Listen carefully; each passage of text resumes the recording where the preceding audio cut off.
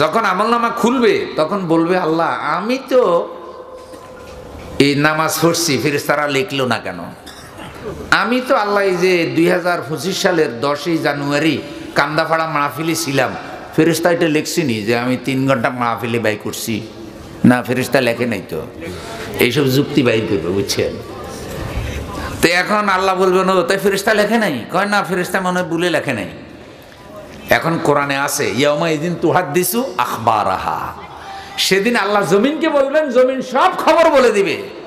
ভাই, প্রত্যেকটা মানুষ যে যেখানে যে পাপ করে ওখানে তার একটা চিহ্ন পড়ে যায়।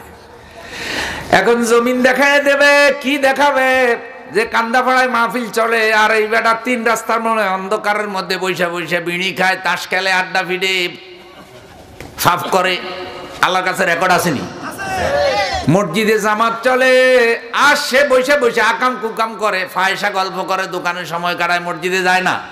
কিন্তু এখন জাহান্নাম আর আযাব দেখে, জাহান্নাম দেখে আল্লাহরে বলতেছে আমি তো নামাজ পড়ছি, ফেরেশতা কেন লিখলো না?